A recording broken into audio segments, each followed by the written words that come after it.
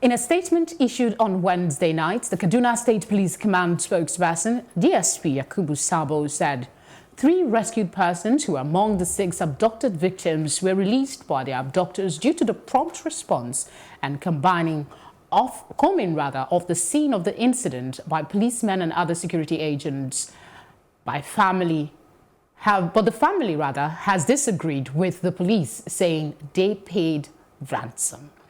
I still have my guest with me in the studio. Thank you, gentlemen, for staying. Thank you. Okay, so it's been 12 hours since over 12 hours since the social media, upheaval about the tweet that some presidential aide made, retweeting a valid, in quotes now, news source, quoting the DSP, the public relations officer of the police, of saying that they were at the forefront of getting these kidnapped victims back. Now we know that is untrue. What do you make of the police lack of response? Let me start from there. Since this whole noise came out and the families are saying, no, you did not rescue, we rescued. What do you make of their silence? Let's start from there. I'll come to you. Oh my God, the Nigerian police. I think that we are in desperate times, and everyone is really trying to watch how the public perceive them, and also it appears we're all walking on eggshells, especially when social media can blow your cover, at the snap of a finger. I do think that they're trying to watch it. They're trying to be careful. They're trying to be introspective, because apparently they could have gone the whole org to deny and to release a statement countering it is actually true. Just the way they released statements about their soldiers, their men that were killed by the army, they were very, very bold about that. But this time around, when you see such reluctance and when you see such careful approach in terms of putting out words, it means that something is wrong or something was wrong somewhere. So I think that they have been, and I think that has also been irresponsible of them, so to speak. Even though they have committed the error or they have gone ahead to issue a public statement in the beginning, but a more responsible organization, just like the Twitter handle of Bashir Ahmed, came out to apologize, to say that this is wrong. You can always retrace your steps, withdraw. We probably wouldn't be having this conversation if they did. Just withdraw the statement. In public relations and conflict resolution, you should be able to come out plainly and state things the way they are. Do you have any doubt about the scenario that has played out? Police statement, family different statement, and then the social media champions. I think that ever since this kidnapping has become what it is today in Nigeria, it wasn't always like this. There's always been kidnapping, but it's never really been this it's high tension. Yes, and prevalent, right? So let's say in the last 3-4 years or thereabouts that it's become this way. I doubt that there is any Nigerian that truly, genuinely believes that the police rescues anybody. I am looking for that Nigerian. Because, the question you've got to answer that the police, and I'm asking them to answer this question. All these rescues that they've been carrying out, if you say you've rescued someone, that means you took that person by force from whoever was holding the person. Where are the kidnappers? I have never once heard an account, maybe 1 or 2 times in the thousands of cases, heard an account where they say, oh, we've rescued these kidnapped victims and we killed 3 kidnappers in the process, or these are the kidnappers we apprehended. You never hear that. All you see are the victims celebrating and, oh, the police did this, they did that. I doubt that anybody can controvert the fact, the thought, yes, that ransom is almost always paid. Especially when the people pay this with their own money. Yes. You rescued me. Are you joking? How? Okay, there's an exclusive report by Premium Time. So it is basically just trying to, capture everything in one place. That they said that when the victims were rescued, they came across a police patrol van, and the patrol van attempted to take them to the police station, but they refused and went their way. My question is, how did that particular information escape the public relations officer? And why would they issue a false statement on this particular matter? Let me ask, why would they claim victory for something that is obviously from all indication? Is the first public relations officer. Because why would you do that? And oftentimes, to be honest, in the chain of command, oftentimes information gets lost. And sometimes you need to get updated by the minute, by the second. I do think that could have been possible. Information could have been left out. Something could have happened next. This is the public image maker of the Nigerian police. I remember that we have a central police command in Abuja. So assuming we have state commands with their own no, this statement decentralized... was issued by the Kaduna State Police Public Relations Officer, according to the reports that we have. It's not from the federal level. Let's clear that now. It's not from the federal level. It's actually from the state. Meanwhile, before we continue this conversation, our producers say there is a video that we have that captured a scene of kidnapping. Let's see what it's about. All of us are lined up.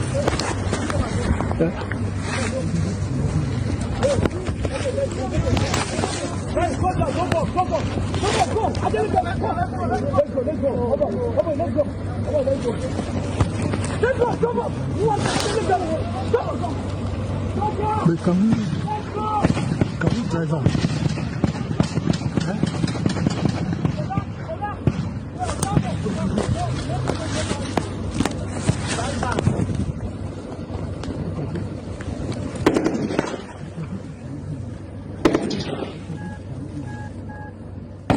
I cannot imagine being in such a scenario. I mean, and the courage it took to film that while they are in that situation. That brings me to the question of fact-checking. The media is already overwhelmed to a certain degree, right? And now we have this situation where the police issues a false statement. Is it possible to now begin to fact-check statements by the police? That's the way to go. There is no other way to sugarcoat this. It's important that when facts are presented, we should also look at the alternative facts. Apologies to the Trump administration. We're in the age of information. We're in the knowledge age, information age, and records should be sacred. Facts should be sacred. But when people who are supposed to be the purveyors of information, people who are supposed to rely on for truth, are not giving us the accurate and the total truth, then the media and other civil society organizations should now go the extra mile to ensure that every statement that is issued, fact-check it. Fact-check. So I think the onus lies on us.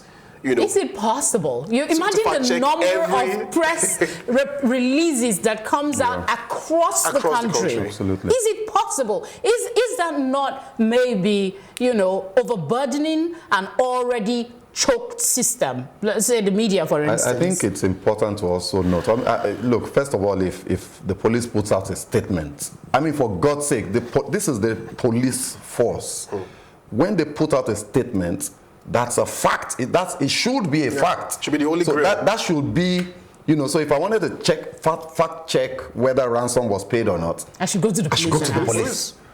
So if we now find ourselves in a situation where the police have inadvertently, I think out of some sort of incompetent handling of the matter, put themselves in a position where information that came from them has been proven to be a lie, then we have a problem. Now, it's important to note that in these kidnap cases, why does the police do this? I actually have no problem with them coming out to say, oh, no ransom was paid, because typically you know that as a policy, you should not pay ransom to kidnappers. It's all over the world. Because the moment you admit publicly that, oh yeah, we paid this amount, you are creating an industry. You are encouraging others to then take up arms. Sorry to interrupt you, but it is already an industry in this country. I'm just saying that that's why the police would always say, that no ransom was paid. It's everywhere. Now, okay. let me quickly, sorry, you know, if you remember the redeemed pastors that were kidnapped just like a month ago, 5 of them, and the police came out and said, oh, they were rescued and all of that. One of them that was interviewed, one guy, if you remember that interview, I remember watching vividly. One of the journalists asked him, was ransom paid? The police was standing on both sides of him, and the guy said, don't go there. He immediately told the journalist, don't go there. He didn't say it wasn't paid. He didn't answer. He didn't confirm or He deny. didn't confirm or deny. That takes me to my next question. This is not the first time we're hearing the ransom have been paid. This is almost like a daily occurrence. The situation is skyrocketing, not to exaggerate. It is what it is. The ex-governor of Gombe State, there was a video of them on his way. His aide shared that they escaped being kidnapped. Now, the norm that has become entrenched is what he said. Police do not try to avoid acknowledging whether ransom have been paid. Is there a different approach that will be more reasonable for the people? Because this is obviously an outright lie, right? People are worried that it is, can't we find an alternative narrative? What is our option as a people to address this seeming booming trade of kidnapping? It's simple, even though it's not so simple. It's like asking a child, why did you take the soup from the pot? Oh, I did not, but the soup is missing. Those 2 of us are in the house. What is the solution to that line? Stop taking the meat. So how can we prevent lying and giving false statements? It's simply nip the security situation in the bud. Roll out a proper and an overwhelmed security strategy. Overhaul the police chiefs. Get into the forest. Let there be a 24-hour monitoring.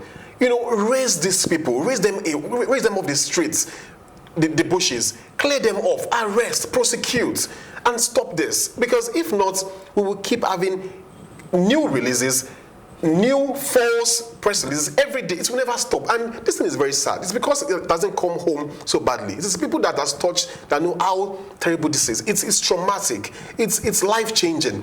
People that have been kidnapped and some have been killed, maimed. I think it's important that we put the pressure on this government to do what is right by ensuring that we are safe. If not, the police force will keep lying on a daily basis. Their reputation is in tatters. That's a consensus. I'm not just saying it. It's a consensus. Because what would have been prescribed was that if you are an incompetent force relations officer, additional false statements should be sanctioned, either sacked, demoted, suspended. But then, how many people will you keep suspending? Because the main issue has not been resolved. People Next question. Police image tattered. Is it redeemable? And how can we do this? It's redeemable. It's very redeemable. But what we need to do is extremely fundamental. There are no surface fixes. There is no cosmetic measures. If we want to fix this Nigeria police, I've always said this every opportunity that I've had. There's only one way. You say the image is in tatters. It's been in tatters for decades. I mean, look, there is no Nigerian, with all due respect to the exceptions within the system, because we do have some exceptional police officers who are fantastic men and who are devoted. I know one of them. Yeah. Absolute integrity, very committed and passionate about his work, about crime prevention and all that. But there are exceptions. If we want to redeem the image of this police, there's got to be complete reform, complete overhauling. In my opinion, what you've got to do is to, I don't know. I mean, the police guys listening to me, but it's got to be said. You've got to take this police force down completely. Identify those exceptions, right, and keep them. The 95, I think probably 95%. Let them go. Let them go. You obviously let them go. So get enough money and enough capacity to release the bad eggs. Let them go. Pay them well. Train them so that they don't become criminals. and then start afresh. There's no other way. Because this thing, you know, the reason I say this, Felicity, is it starts from the training school. Once you get into the system, you are indoctrinated, and it stays with you right through the ranks. So if you want to start afresh, you know, it's something that is in their DNA. An idea would be maybe those few good eggs, since they too pass through the same system and they're still upright, maybe we should go find what their moral compass is or what really drives them, and that should be incorporated in the curriculum. I think it's possible in an El Dorado kind of world. But let me come to you and talk. We don't have much time. The Abuja-Kaduna Expressway has been on the spotlight repeatedly. What will be, and I'm saying this with very huge emphasis, obvious course of action for the federal government to address and arrest that rampant kidnapping on that road? I'm thinking of a road trip across Nigeria very soon. Interestingly, by train. I want to do Lagos to Kaduna and then Kaduna to Abuja. Now, by train. Because I hope you are taking the security with you. Well, because I also just want to explore and to enjoy the beauty of Nigeria. You see, Abuja-Kaduna Highway has been under siege. And we know this. It's an open secret that these gentlemen who are kidnapped, I shouldn't call them gentlemen, these kidnappers and these criminals, they are in the bushes, they're on the highways. Are we saying we don't have the capacity to roll out a security campaign, an operation wipeout or flush, operation whatever, sustain for like 3 months or like 6 months? The way they deploy policemen to locations for election, deploy 30,000 to that location and clear it off. It's a very strategic highway. So I think going with that, have a campaign, 3 months campaign, and let's see how that will stem the tide. Please be safe when you go out. Be security conscious, please. I want you back on this seat. Thank you so much, gentlemen, for coming on the program. I appreciate your sharing your thoughts. Thank you. Of course, we'll take another break for Plus Packages, and when we return, I'll be giving my take. Do stay with us.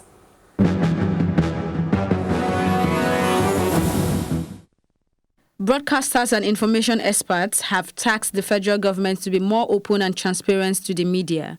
This was at the 5th annual lecture of the National Broadcasting Commission in Abuja. They submitted that unhindered access to information by media houses nationwide will help curb fake news and eliminate hate speeches. When the authorities are able to feed the media houses with a constant flow of information, you in the media will not therefore open up avenues for hate speeches or even for rumors. Why should we, for example, be receiving news from our own head of state or from a major minister or from whatever it is through the CNN?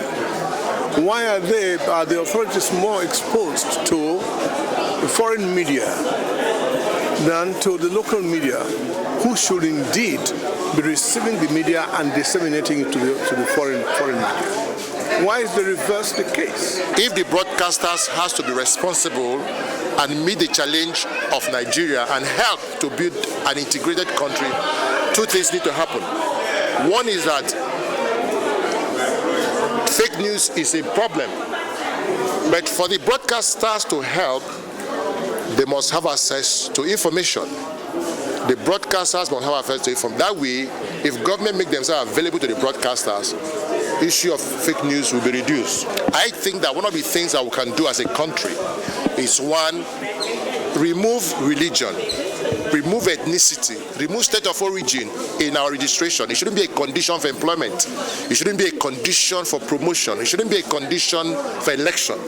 If you take those things out, the Igbo boy is Kaduna Sabo, a guy who lives in Kanu. When he wants to get a job, all it is put his name. My name is Joseph Musa. He doesn't care where he comes from. Those are one way I think that will help the broadcasters tell a good story. It's time for my take. Now, why do the police rush to the press when events have not been properly profiled? If it is to control the narrative, it certainly seems to have backfired for the Kaduna State Police Command, unless, of course, there is something we're missing. I think not. While it is necessary to sometimes control the narrative as part of branding or image boosting for the badly damaged Nigerian police reputation, there must not throw caution to the winds for what some would say is 5 minutes of pleasure.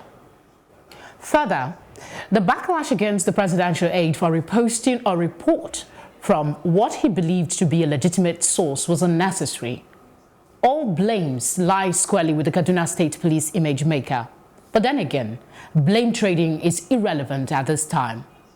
What should worry every Nigerian is the brazenness with which these criminals operate repeatedly.